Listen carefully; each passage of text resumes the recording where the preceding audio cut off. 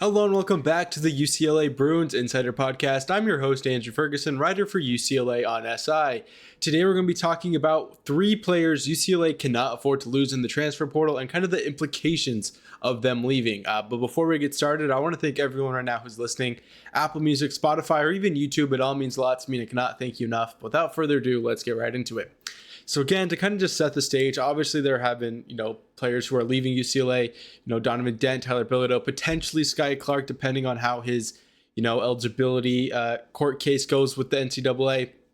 I mean, there's a lot of factors that are shaping this UCLA season. Recently, we talked about players who I want to see UCLA get. And again, that is going to stay the same. I think no matter who else leaves for UCLA, the players who I mentioned definitely need to come on board. But like I said, it's going to kind of connect to those players again, because again, you got to remember, if you lose a few of UCLA's core players to the transfer portal, it's going to be harder to kind of get other talent. They want a place where they can compete, and there is some familiarity. There is kind of a base to go off of. So that's why these three players are going to be probably the most impactful. We got news that Eric Freeney will be intending to play for UCLA. Again, not set in stone. We haven't really seen a full-on team announcement like we normally do, like re-sign, whatever. College sports is weird now. But anyways, that could still go south, if something else happens. But these three players, we really haven't heard of them. Xavier Booker, he's a guy on this list. Who I'll actually start off with first. I believe he will stay. I think he mentioned that he intends to stay. But again, if UCLA loses him, because you got to remember, Booker is a player who is, competent. He is a player who a lot of teams are going to be inquiring on and wanting to kind of pull him out of UCLA. Because again, we saw how impactful he was to finish off, this season. His scoring was excellent. His defense was starting to find rhythm. And overall, that'll help UCLA turn into, a more complete team. We know that the Bruins did not have a center or, a true big man. Without Booker, again, you're at ground zero trying to build that up. I know we got Joe Philon, who can kind of, that 4-star power forward who can kind of supplement Booker. But again, that is a project player who we really won't see take off till around year 2, maybe year 1 if we're really lucky. I mean, we've seen freshmen kind of pop off. But for right now, Xavier Booker has to be a Bruin. But again, the odds that he are actually pretty likely.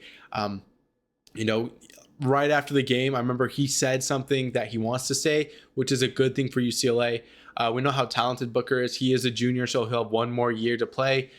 We know he has hit the transfer portal before. He was at Michigan State for 2 seasons, and then he kind of jumped ship. So again, he knows what the transfer portal is all about. He knows, how it works. He's comfortable with that. He knows he's a hot commodity.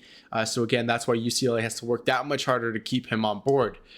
This season, he averaged 7.3 points, 3.5 rebounds, and shot 54.7% from the field, and I believe around 40% from the three-point line.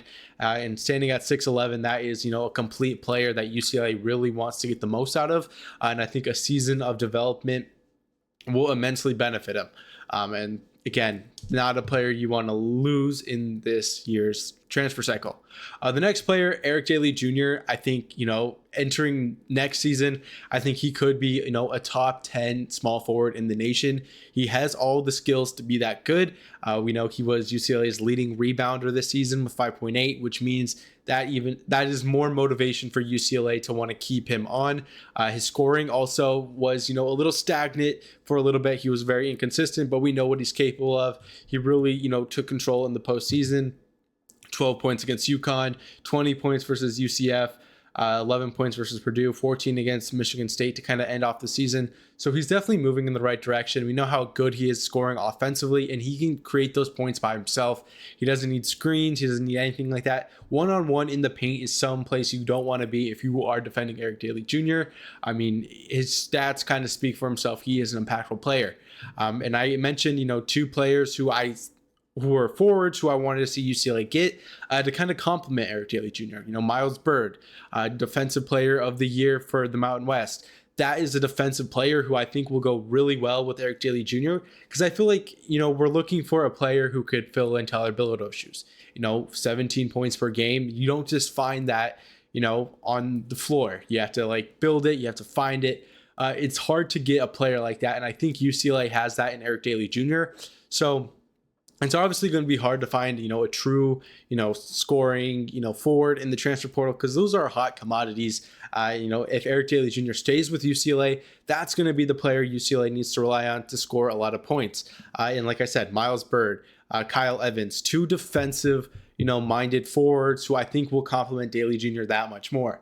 We know Eric Daly Jr. is solid on defense. He's not the best, but he is good enough to, be a good defensive player while having high offensive production. You add in a true defensive forward, I think UCLA's front court will look absolutely amazing, especially if, we keep Xavier Booker and he continues to develop as, that offensive threat, and then obviously sprinkle in a little bit more defense. But the bottom line is that defense needs to be kind of the priority for UCLA and what they want to keep on. And I think, Eric Daly Jr. and Xavier Booker, both their ceilings are high enough to where that shouldn't really be an issue. So again, without Eric Daly Jr., I feel like that takes a huge chunk out of, UCLA's core. I mean, I've kind of talked about this a lot since the season has ended, that UCLA has all the pieces together right now to make a decent run next season. And again, that has to be contingent on how many of these players stay, because if you lose a core, then you have to rely on the portal. And, the portal can be very volatile. You never know what you're going to get. Especially with how Mick Cronin kind of conveys himself. He's definitely a coach that, some players are taking a risk on playing for it. So again, you just want to keep all your talent in-house and really build on them. And then maybe get, one or two players who can complement them. And I think if you can accomplish that, I think UCLA should be fine and be able to make a somewhat decent run in, the NCAA tournament next year, especially if they get, a solid enough team. But right now, I don't see them making it that big of a push. If this team suited up as it is now, I think, they'll be decent, but not good enough to make some real noise in the Big Ten or even the NCAA tournament. So it is scary. And that's why Eric Daly Jr. needs to stay, because with his presence, he will allow, he is definitely a player who players want to play with. They know how hardworking he is. He's a great teammate. And without him, I think UCLA will fall flat this offseason. So again, just recap, Xavier Booker, great player, can't lose him. And same thing with Eric Daly Jr. Both players hold immense weight, especially if you're a recruit inquiring on UCLA. But this third player, he really kind of takes the cake when it comes to, that presence and that image that UCLA has entering this offseason. That's going to be Trent Perry. Losing Trent Perry pretty much puts a wrap on UCLA next season. I don't see how the Bruins will be able to recover without him. And I mean, there's a lot of reasons why. Obviously, UCLA's third leading scorer behind Bilodeau and Donovan Dent, both of those players are gone. So again, Trent Perry is going to have to carry that torch. And he's definitely capable of it. You got to remember, he started the season on the bench. He was that kind of six-man rotational player. And then when Sky Clark got injured, he went right into the starting lineup, and he hasn't slowed down since. He finished the season off with 12.6 points per game, 3.0 rebounds, 2.8 assists, while shooting 43.6% from the line. And, his rebounds and assists might not look, that good, but he was one of UCLA's most consistent rebounders all season long. We were always getting 4, 3. It was never, he never really went off and did nothing for the Bruins. And that's what makes, Trent Perry so impactful. Not to mention his ability to perform as the team's court general. You got to remember Purdue, Donovan Dent went out with an injury like 10 minutes into the game, and Trent Perry was able to finish that game with 9 assists and 15 points.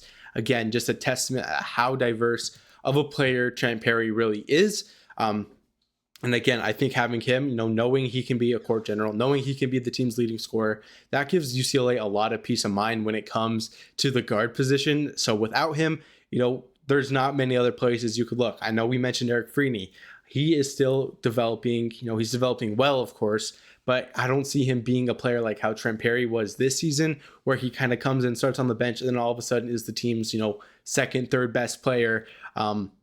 That's just not realistic expectations for Freeney. So next year, I think Trent Perry will be absolutely amazing, no matter what team he plays for, but hopefully it is for UCLA.